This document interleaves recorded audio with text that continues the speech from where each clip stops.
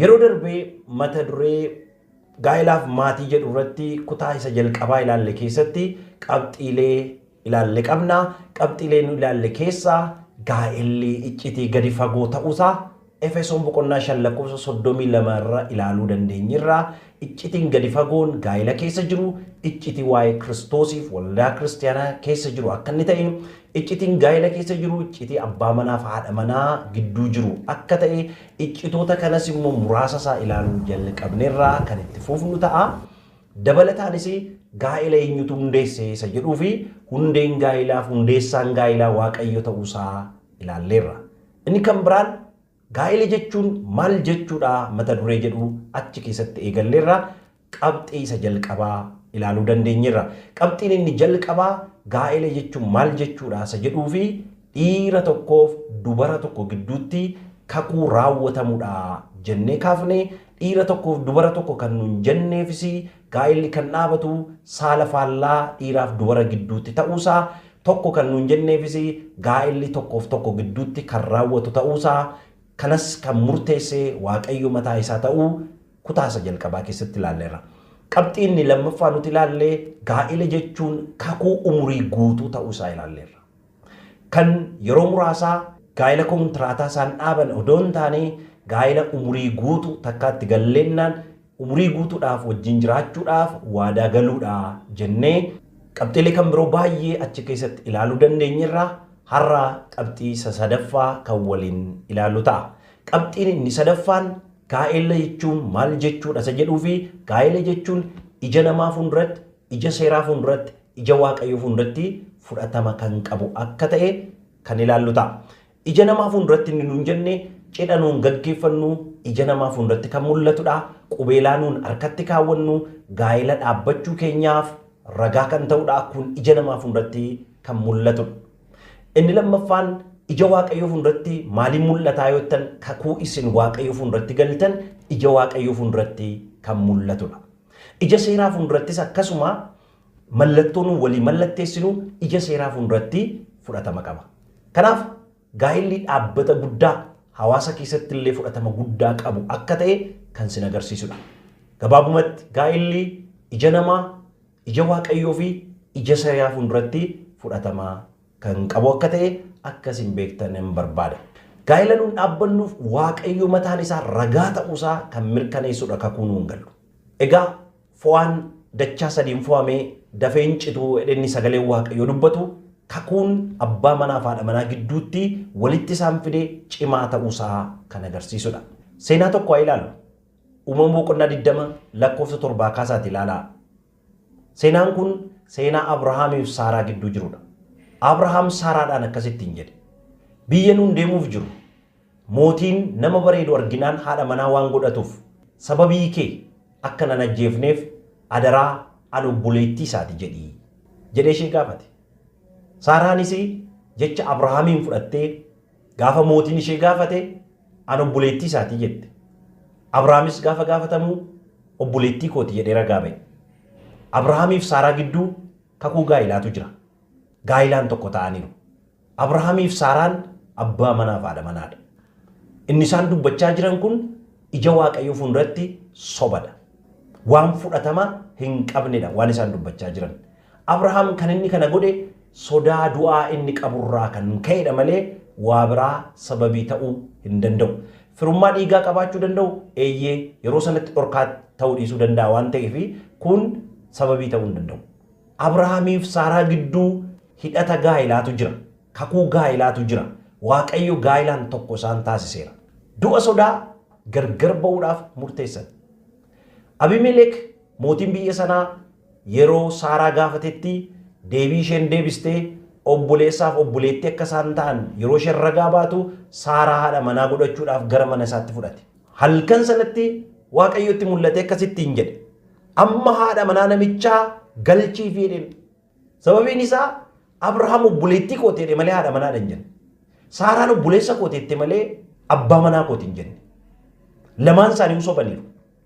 Waaqayyo inni kakuu gaa'ilaaf amanamaa ta'e garuu Abrahaamiif Saaraa gidduutti farade. Innati fudhattee mana kaawwatte Abimelek haadha manaa Abrahaamidha. Dafii galchiif Namichi raajiidha. Sii kadhata. Kana gochuu baannaan garuu Abimelek itti buutee hin duutaa jedhe. Sababiin isaa Saaraan obboleettii Abrahaam odoo hin taane haadha manaa Abrahaamidha jedhe. Waaqayyo gaafa dubbatu obboleettii Abrahaamidha hin jenne. Haadha manaa isaa deebisiif jedhe. Galchiif jedheen Waaqayyo. Galanni Waaqayyoof haa ta'u. Nuun dagachuu dandeenya. Kakuu nuun Waaqayyo fuulduratti kakannee Waaqayyo hin dagatu. Waaqayyo hin irraanfatu. Waaqayyo dhugaa baatuu keenyadha. Ragaa keenyadha. Galanni Waaqayyoof haa ta'u.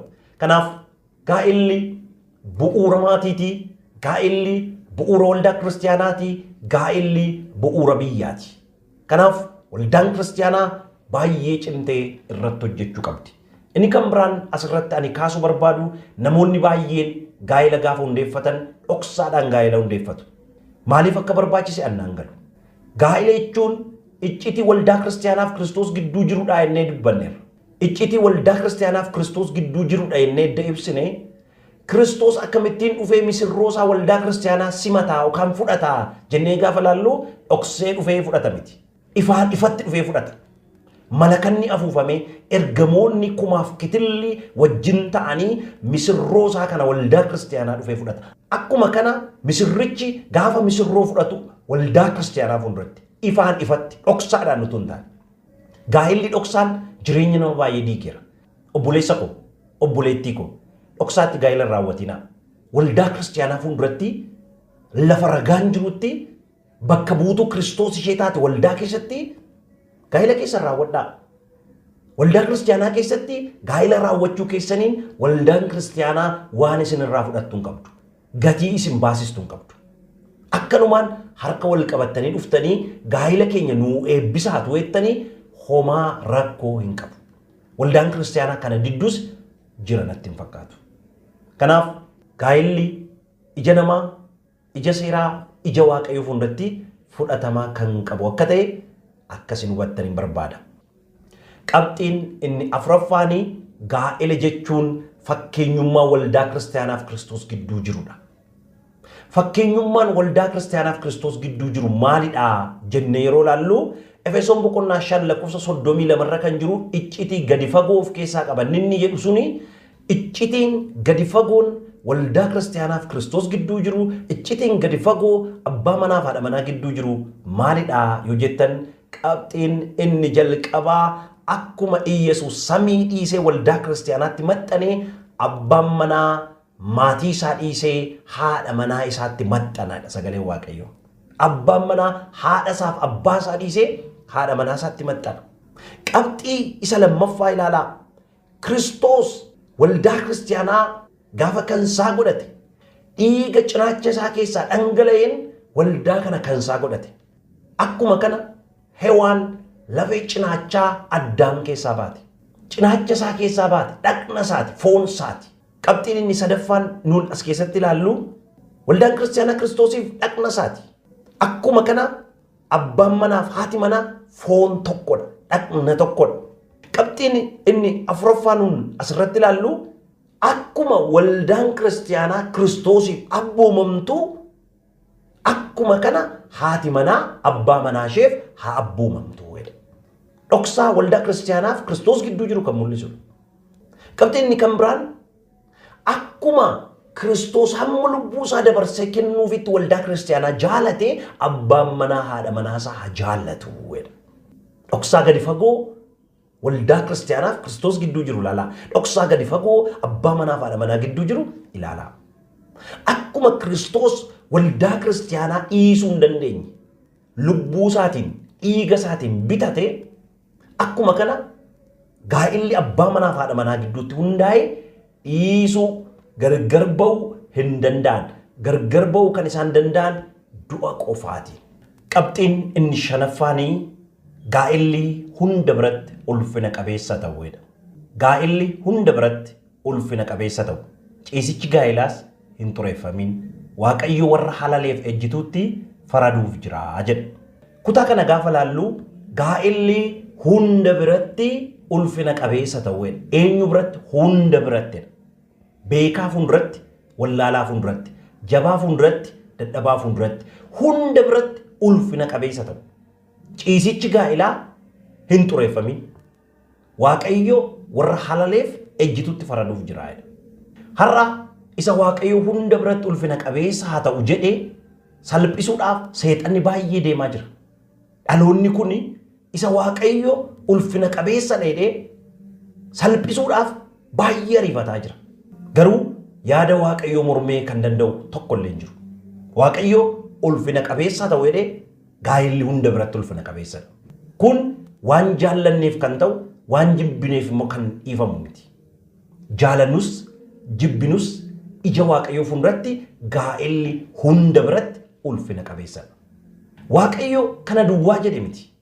Ciisichi gaa'ilaas hin xureeffaminiidha. Iddoon kun waa'ee ansoolaaf waa'ee birdilibsii dubbachaa jira miti. Ciisicha gaa'ilaa hin xureeffamin jedhe gaafa dubbatu ciisicha gaa'ilaa kan xureessu waan jiruufidha. Wanti ciisicha gaa'ilaa xureessu achuma irratti caafamee jira. Ejja halalummaa jedhee kaasa iddoo sanarratti. Ejji ciisicha gaa'ilaa xureessa. Halalummaan ciisicha gaa'ilaa xureessa. Kanaaf ejjaaf halalummaa irraa bilisa ta'aatii gaa'ila isa qulqulluu isaa ulfina qabeessa sana hundeeffadhaa jechaa jira. Warra ciisicha isaanii xureessan halalummaaf ejjaan ciisicha isaanii xureessan waaqayyootti faraduuf jira jedhee achuma keessatti caafamee jira. Gatii baasuuf jiru jedha. Kanaaf gaa'ila isa qullaa waaqayyo barbaadu, gaa'ila isa ulfina qabeessa waaqayyo barbaadu dhaabbachuu akka dandeenyu waaqayyo nu gargaaru. Gaa'ila waaqayyo ulfina qabeessa jedhe kana salphisuudhaaf biyyi lafaa baay'ee hojjechaa jira. Jechoota garaagaraa gaa'ila hin madaalle gaa'ila ibsuu hin dandeenye dhaloonni kun gaafa fayyadamu argitu. Gaa'ila jechuun jedhu mana hidhaatti galuudha. Tasuma waan waliin galle waan tokko ta'uu hin dandeenye gaa'ilaaf mana hidhaa wal fakkeessuu wal bira qabu barbaadu. Kun jecha dogoggoraati. Kana qofaa miti. Gaa'ila jechuun jedhu odiitara ofirratti qacaruudha warri dhiiraa. Sababiin isaa haati manaa galii baasii abbaa manaa ishee waan gaafattuuf yookaan immoo kan gaafatan waan jiraniif akka waan odiitara irratti taateetti lakkaa'u. Haati manaa kee si gaafachuun faayidaan isaa siif malee si miidhuuf miti. Mana keef yaaddeetu, dhala keef yaaddeetu, siif yaaddeetu. Kanaaf akka waan odiitara irratti taatee abbaan manaa yaaduun qabdu. Inni kan biraan warri haadha manaa immoo akkas jedhu. Abbaa manaa jechuun hoogganaa miindaa namaan kaffalle ofirratti qacaruudha. Hoogganaa miindaa namaan kaffalle. Abbaa manummaan isaa hafee akka hoogganaa miindaa namaan kaffalletti abbaan manaa yaadamuun dogoggora cimaadha. Kun hundumtuu gaa'ila waaqayyo ulfina qabeessa jedhe sana salphisuudhaaf seexanni sammuu dhalootaa keessa waan inni kaa'edha. Obboleessa koo, obboleettii koo hin gowwoomin ati kana. Sammuu kee jechoota warri dhibaa'onni dubbataniin sammuu kee hin qabsiisin. Gaa'illi ija waaqayyoo fuulduratti ulfina qabeessadha. Ciisichi gaa'ilaas hin xureeffamin jedha. Waaqayyo warra halalee fi ejjituutti faraduuf jira jedhee caafamee jira. Kana gochuu, kana hubachuu akka dandeenyu waaqayyo nu gargaara. Maatii jaallatamaa, maatii eebbifamaa waaqayyo hunda keessaniif isiniif kenna. Qabxiin inni jahaffaanii gaa'illi kennaa waaqayyooti. Fakkeenya boqonnaa 19 lakkoofsa 14. Manaa fi badhaadhummaa abboota irraa hin dhaalu, haati manaa hubattuun garuu kennaa waaqayyooti jedha. Manaaf badhaadhummaa abbaa kee irraa dhaaluu dandeessa. Haadha kee irraa dhaaluu dandeessa. Ogummaa barsiisaa kee irraa dhaaluu dandeessa. Namoota hubatoo naannoo kee jiran irraa ogummaa beekumsa dhaaluu dandeessa. Haadha manaa hubattuu garuu kennaa waaqayyo sii kennudha. Abbaa manaa hubataa waaqa sii kenna. Haadha manaa hubattuu waaqa sii kenna. Hubataa ta'uun bareedina alaa miti, bareedina keessaati. Bareedina isa waaqayyo jaallatudha. Isa ija namaa fuulduratti illee vaaliyuu guddaa qabudha. Obboleessa koo, obboleettii koo. Kennaa yeroo namni isinii kennu mee ilaalaa. Kennaan hin tuffatama. Kennaan hin jaallatama. Kennaa nama isinii kennes hin galateeffattu. Waaqayyo gaafa kennaa akkasii isinii kennu, isa isinii kenne waaqayyoon galateeffadhaa. Isa isinii kenne waaqayyoon jajadhaa. Kennaa namni gaafa isinii kennu, kennaa isinii kenname sana iddoo ulfinarra kaawwattu. Iddoo miidhagaarra kaa'attu, iddoo namni arguu danda'urra kaawwattu. Kennaa waaqayyo sii kenne abbaa manaa kee, kennaa waaqayyo sii kenne haadha manaa kee ulfinaan qabadhu. Isa sii kenne waaqayyoon immoo galateeffadhu. Isa sii kenne waaqayyoon immoo jajadhu. Namoonni baay'een kennaa harka isaanii jiru akka waan gati jabeessatti waan hin lakkoofnee fi yeroo baay'ee edda harka isaanii keessaa bahee booda isaanii gala. Warqeen qubarra jiru haga meetiitii jedhu. Hin hubanne waan ta'eef gatiisaa. Erga akka isaanii keessaa baheetii gaabbiitti galu, boo'ichatti galu. Mi'aan nama sanaa, gaarummaan nama sanaa edda harkaa bahee boodatti mul'ata. Dhumarra siin galii jalqabuma siif galu. Kennaan harka kee keessa jiru gati jabeessa akka ta'e. Haadha manaa waaqayyo sii kenne kun gati jabeessa akka taate siif galu. Waaqayyo ija kee banee si agarsiisu. Yeroo sanaa waaqayyoon galateeffatta. Yeroo sanaa kennaa kee iddoo gaarii vaaliyuu guddaa laattaaf. Isa sii kenne waaqayyoonis yeroo sana galateeffatta. Sagalee waaqayyoo keessaa kutaa biraa ilaalu. Fakkeenya boqonnaa 18 lakkoofsa 22. Namni haadha manaa isaaf taatu argatu wanta gaarii argataa waaqayyo biraas ayyaana argataa jedha. Iddoo kana keessatti ergaa guddaatu jira. Namni haadha manaa isaaf taatu argatu wanta gaarii argataa waaqayyo biraas ayyaana argata. Waan gaarii abbaa manaa gaafa sii kennu waaqayyo waan gaarii sii kenna. Haadha manaa gaafa sii kenne waaqayyo waan gaarii sii kenne. Waaqayyo biraas immoo maal argatteetta? Ayyaana argatte. Eebba tolate maalitti baafte mee? Miidhagsuu keessatti maalitti baafte? Waaqayyo bareechee kuulee nama miidhagaa kana sii kenne. Obboleetti miidhagduu kana sii kenne waaqayyo. Waaqayyoon galateeffachuu irraa kan hafe waan biraa jechuun hin danda'amu. Inni guddaan dargaggootaaf dhaamsan qaba. Kennaa bareedaa kana, kennaa miidhagaa kana, kennaa waaqayyo akkanumaan sii kenne, tola sii kenne kana harka isaarraa kanatti fudhattu iji kee banamee gaafa arguu dandeessudha. Kennaan koo ishee kamidhaa? Kennaan koo isa kamidhaa jechuu gaafa dandeessanidha. Waaqayyo kennaa keessan sin agarsiisa. Ija garaa keessanii banee kennaan keessan maal akka ta'e sin agarsiisa. Kan garaan keessan itti boqotu, kan gadda keessan itti irraanfattan waaqayyo kennaa miidhagaa sinii kenna. Kennaa keessan kana hubattanii ilaaluudha. Afrikaanonni akkas jedhu. Lawuzii biqilchuun gahee waaqayyooti. Falfalanii nyaachuun gahee keetii jedha. Lawuziitti ijatti gochuun biqilchuun gahee waaqayyooti. Lawuzii kana falfalanii nyaachuun soorachuun immoo gahee keeti. Namni gahee qabaa, waaqayyo gahee qaba. Kennaa kee sirriitti ilaali. Hubadhuuti filadhu. Waaqayyo ija kee banee kennaa kee si haa agarsiisu. Kennaa keessanii wajjin wal argaa. Isa garaa keessan keessatti yaaddan waaqayyo fiixaan siniif haa baasu. Kana gochuu akka dandeenyu waaqayyo ayyaana isaa nuuf haa baayisu. Gaa'ela jechuun maal jechuudha isa jedhuu fi qabxiilee garaagaraa ilaalleerra.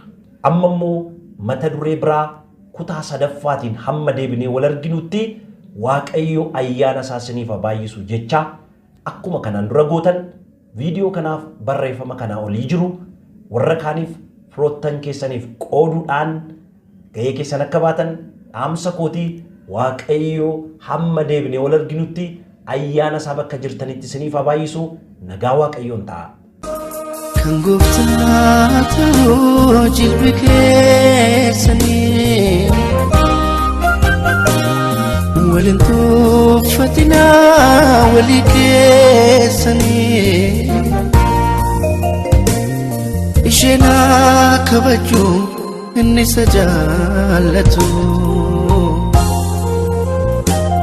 inni mataa manaa isheen gonfatatu isheen kabajuu inni isa jaallatu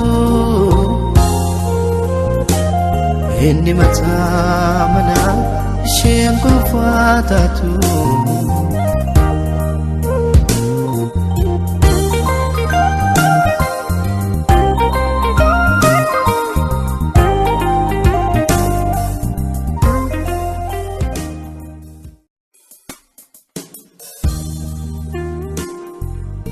Kun tajaajila wangeelaa El Giboor.